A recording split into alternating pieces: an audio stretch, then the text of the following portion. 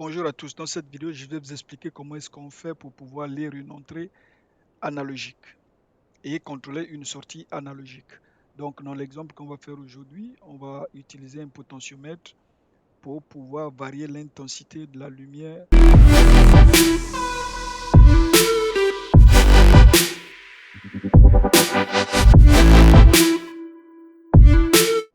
Donc, je vais commencer par faire d'abord la déclaration de mes variables.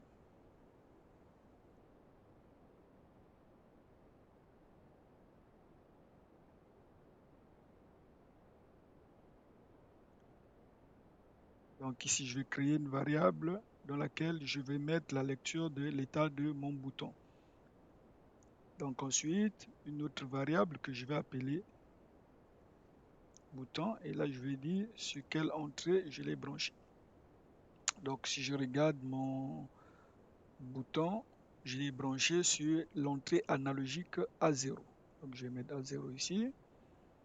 Ensuite, j'ai ma lumière LED.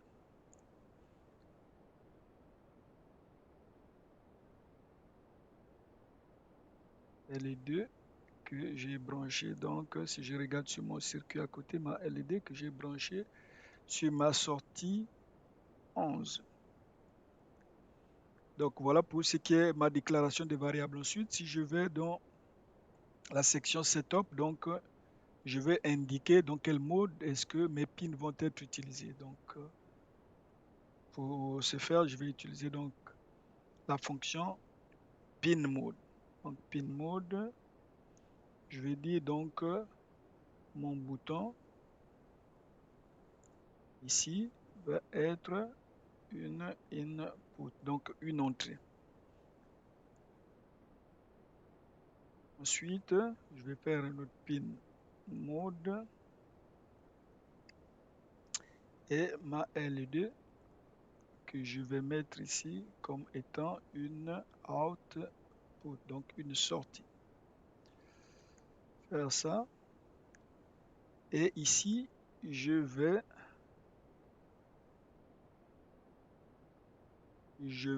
donc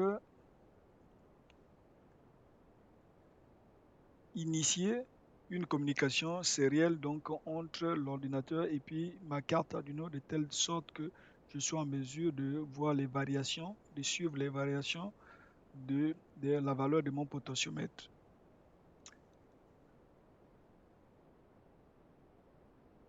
Donc je vais faire communiquer les deux à 115 200.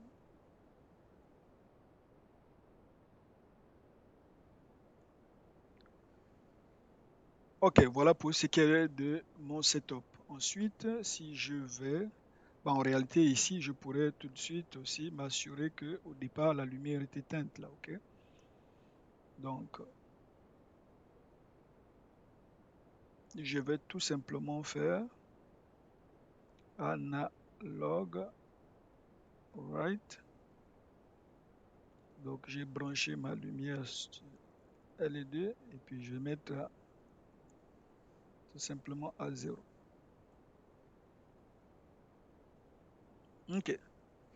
Maintenant, si j'arrive dans mon programme principal, donc qu'est-ce que je vais faire? La première chose que je vais faire, évidemment, comme vous le savez déjà, je vais lire une entrée analogique. Donc, je vais lire la position de mon potentiomètre. Donc là, je vais tout simplement mettre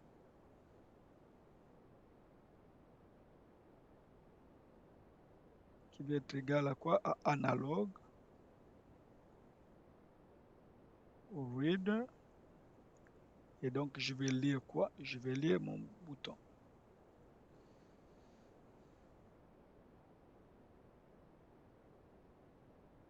Bouton.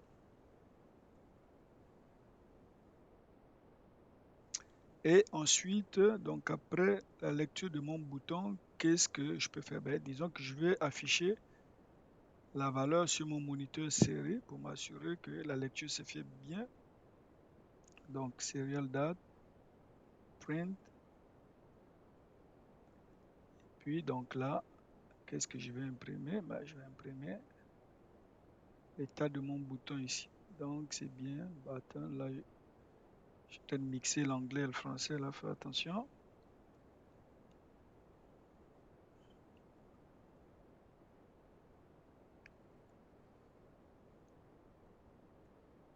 OK. Donc, je fais la lecture de mon potentiomètre et ensuite, donc, j'affiche ma valeur. Donc, une notion très importante ici, c'est que on est en train de lire une entrée analogique. OK, on lit une entrée analogique, mais comme vous savez, un microcontrôleur, c'est du numérique. Donc, c'est des 0 et des 1, alors qu'ici, on est en train de lire la position d'un potentiomètre. Donc, il y a une valeur analogique. Donc, en réalité, ce qu'on fait, c'est quoi? C'est que sur chaque entrée analogique, on va placer ce qu'on appelle des convertisseurs analogiques en numérique. Donc, ces convertisseurs analogiques en numérique vont avoir une notion très importante, celle de la résolution. Donc ici, dans les cartes Arduino, celle qu'on utilise en l'occurrence, donc qui est la version Uno, la résolution de ces convertisseurs analogiques en numérique est sur 10 bits. Donc nous sommes en binaire, si vous faites 2 exposants 10, ça donne 1024. Donc en réalité, tout ce qu'on va rentrer par l'entrée analogique va être converti en 0, de 0 à 1023 valeurs. Pour ce qui est des sorties analogiques, comment ça se passe? En réalité, on a pris des sorties numériques que par un tour de passe-passe, on a pu convertir en réalité, si on peut appeler ça comme ça, en analogique. Donc là, le truc, c'est qu'on a utilisé une technique qu'on va appeler le PWM. Donc ici, l'objectif, c'est pas de rentrer en détail dans cette technique-là, mais en tout cas, cette technique nous permet de prendre une sortie numérique et puis la transformer en analogique, si je peux simplifier ça comme ça. Donc, autant pour les entrées analogiques, on a utilisé des convertisseurs analogiques à numérique, autant pour les sorties analogiques, on va utiliser donc des convertisseurs numériques à analogiques. Donc, dans le cadre encore de notre carte Arduino Uno ici, ces convertisseurs ont une résolution de 8 bits. Donc, si on fait 2 exposants 8, ça nous donne 256. Donc, on va avoir des valeurs qui vont varier de 0 jusqu'à 255. Évidemment, de l'autre côté, on a des 0 à 1023 et puis de l'autre côté, on veut contrôler quelque chose qui va de 0 à 255. Donc là, il va falloir qu'on utilise une espèce de fonction pour pouvoir nous faire une espèce de conversion ou du moins de synchronicité entre ces deux valeurs. Comment est-ce qu'on va le faire ici, cette fonction? Donc, je vais dire, je vais prendre la valeur donc, que j'ai lue ici. Ensuite, je vais faire une fonction, je vais faire appel à une fonction qui s'appelle map. Donc là, je vais lui donner comme paramètre l'état de mon bouton ici. Ensuite, je sais qu'il part donc de 0 jusqu'à 1023, on l'a dit, parce que tout ce qui est lu fait de 0 jusqu'à 1023. Et ensuite, je vais faire la conversion de 0 à 255.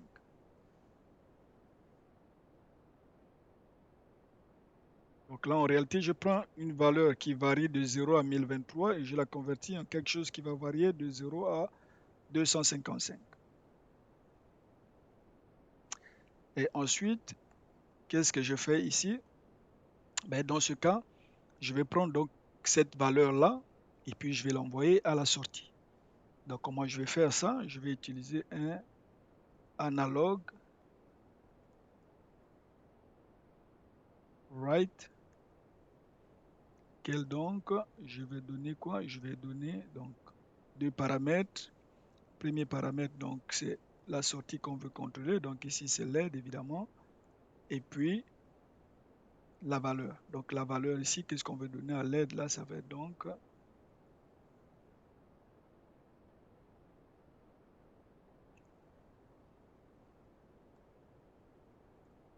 Voilà. Donc si on fait un petit résumé de ce programme ici, donc la première chose ici, j'arrive, je fais la lecture de mon bouton. OK? Je fais imprimer cette valeur sur un écran, donc sur mon moniteur. Et ensuite, qu'est-ce que je fais en réalité ici? Je prends donc mon bouton, donc parce qu'on a dit, on lit une entrée analogique. donc une entrée analogique, la valeur va varier entre 0 et 1023. Donc je prends cette valeur de 0 à 1023, je la convertis en 0 de 0 à 255. Pourquoi? Parce que ma sortie a une résolution de 8 bits. Donc les convertisseurs numériques analogiques sur la carte que j'utilise, Arduino Uno, ont une sortie de 8 bits. Donc si vous faites 8, 2 exposant 8, c'est 255, donc 256 autant pour moi. Donc on va avoir une variation de 0 à 255. Donc cette valeur-là, je vais l'envoyer tout de suite sur ma sortie. Vous savez quoi, en réalité, je vais l'imprimer 2 fois. Donc en réalité, je vais voir d'abord la variation de 0 à 1023 et puis ici, j'aurai une variation de 0 à 255. Donc ça me permet en même temps de faire du troubleshooting. Ok, donc si je compile mon programme pour voir s'il n'y a pas d'erreur. Ok, évidemment, je n'ai pas sélectionné de carte, donc ça c'est très important. Je vais dans mon option Tools ici et puis je vais chercher Arduino. Donc je vais chercher Arduino Uno. Donc je choisis ma carte ici et puis évidemment je vais choisir mon port ici de communication qui dans ce cas, je crois le port 6, on va le savoir, oui on le voit ici. Donc si je fais la vérification de mon... Donc pour voir si je n'ai pas d'erreur, et justement ici, j'ai une erreur ici, donc c'est bien important, c'est pas input, c'est input avec output. Alors, je vais faire compilation, et voilà, donc compilation est terminée, et puis on voit ici que nous n'avons plus d'erreur. Donc là, il ne reste plus qu'à tester ça. Ok, donc si on upload notre programme ici,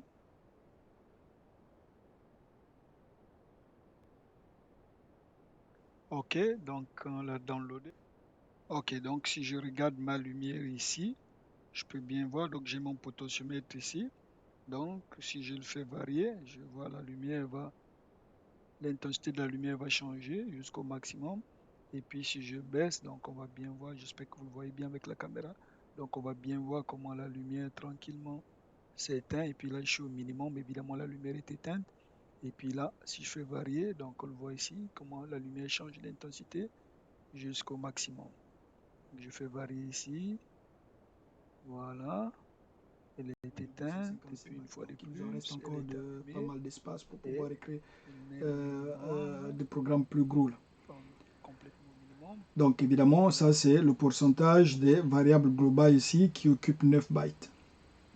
Ok, donc une fois on a fait ça, on est proche de télécharger notre programme dans notre carte. Donc la prochaine étape, ça va être quoi? Donc ça va être Tool, et puis il va falloir que je choisisse donc la carte qui est compatible avec, en réalité, il faut que je choisisse le type de carte que j'utilise. Donc je vais dans Arduino Board. Si je vais ici, donc dans Arduino Board ici, je sais que la carte qui est compatible, donc la carte avec laquelle on travaille, c'est compatible avec Arduino Uno. Donc là, c'est déjà choisi, fait que je peux le laisser comme ça. Ensuite, l'autre chose que je dois faire, c'est quoi? C'est regarder le port de communication. Là, c'est très important aussi. Donc, si vous n'avez pas le bon port de communication, évidemment, donc votre ordinateur ne peut pas communiquer avec votre carte électronique, donc avec votre Arduino ou bien carte Arduino compatible. Donc, c'est très important d'avoir le bon port. Donc ici, moi, je sais que le mien, c'est COM4. Donc ça, je le sais, mais si vous ne le savez pas, disons, il y a deux façons de le savoir en réalité. Donc la première chose, c'est que, disons que vous n'avez pas encore branché votre carte électronique, donc votre carte Arduino à votre ordinateur. Donc vous pouvez juste venir cliquer sur comme ici, vous regardez, vous avez admettons deux ports qui s'affichent et une fois vous branchez votre carte, vous revenez sur Tools et comme ici, vous verrez qu'il y a un troisième port qui vient d'apparaître. Donc, à ce moment, vous saurez que c'est le bon port. Ben, si, admettons que vous aviez déjà connecté votre carte et tout, ben, vous faites juste vous regardez les ports qui sont disponibles ici, qui sont présents. Ensuite, vous retirez votre carte électronique, vous regardez à nouveau, vous revenez à nouveau ici, vous allez voir qu'il y a un port qui n'est pas là, donc c'est celui-là le bon port. C'est des petits trucs comme ça là pour pouvoir déterminer le port, parce que si vous n'avez pas le bon port, évidemment, la communication ne peut pas s'établir entre votre ordinateur et puis votre carte. Ok, donc une fois on a choisi ça, par défaut, le reste devait être correct. Donc, ceci étant fait, maintenant la prochaine étape donc consiste à télécharger notre programme dans notre carte électronique. Ok, donc pour ce faire, on sait qu'on a un bouton ici. Si on ne se souvient pas, vous voyez à chaque fois que vous passez votre curseur par-dessus un bouton, vous avez automatiquement ce que ce bouton fait qui est affiché juste à côté. Là. Donc j'arrive ici, je le vois ici, upload, donc ça veut dire upload. Donc en réalité, je prends mon programme et puis je l'envoie dans ma carte électronique. Donc là, si je clique dessus, je vais juste vous montrer ce que ça fait. Donc si je clique dessus, donc vous allez voir que sur ma carte ici qui est déjà branchée à mon ordinateur, donc il va y avoir des lumières qui vont s'allumer, des lumières de communication qui vont s'allumer ici là pour vous permettre de justement avoir une idée du fait que la communication est en train de s'établir entre votre carte et puis votre ordinateur. Donc si je clique sur Upload, donc là on le voit ici, là j'ai mes lumières chargées de me dire qu'il y a communication entre l'ordinateur et la carte qui s'est allumée là. Donc évidemment c'est un petit programme, donc ça c'est pas resté allumé longtemps. Donc maintenant on vient donc de transférer notre programme dans notre carte électronique. Donc la prochaine étape maintenant ça va être donc de brancher évidemment nos composants. Donc la première chose qu'on va faire, c'est quoi? On va donc, ici on a des câbles qui viennent déjà, et je vais juste placer ça en dessous de la caméra, vous allez le voir, c'est ça, donc j'en ai deux ici. Donc il y a des câbles déjà qui viennent préfabriqués. Donc sur chaque câble, il y a 3 conducteurs. Donc c'est bien identifié, le conducteur, donc si je place ça ici, ok, donc vous voyez, on va ajuster notre zoom, ok. Donc on a 3 fils ici, vous le voyez, le rouge, le noir et puis le jaune. Donc le jaune c'est pour le signal, le rouge c'est l'alimentation et puis évidemment le noir c'est notre ground. Donc vous pouvez voir, si vous regardez en haut à gauche ou à droite, là vous regardez, il y a un petit schéma qui nous indique, une petite photo qui nous indique donc comment est-ce que on fait pour les brancher. Donc c'est assez bien fait. Donc je prends ici, je vais commencer par mon détecteur, on est d'accord? Donc je vais prendre mon détecteur ici et si le zoom me le permet ici, voilà, vous voyez, vous avez S, vous avez V et puis vous avez G. Donc G c'est notre ground, V c'est notre VCC, donc ground c'est pour le noir, V c'est rouge, VCC, et puis le jaune, donc il y a le S qui va être le signal. Donc là, je le prends.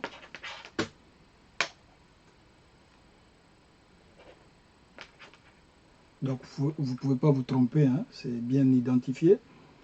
Donc là, tout simplement, je le branche. Ok, donc là c'est très important. Quand je regarde mon programme, si je reviens à mon programme ici, là, donc la lumière, elle est bien branchée à la pin numéro 11. Donc c'est très important. Donc je vais regarder ici sur ma carte.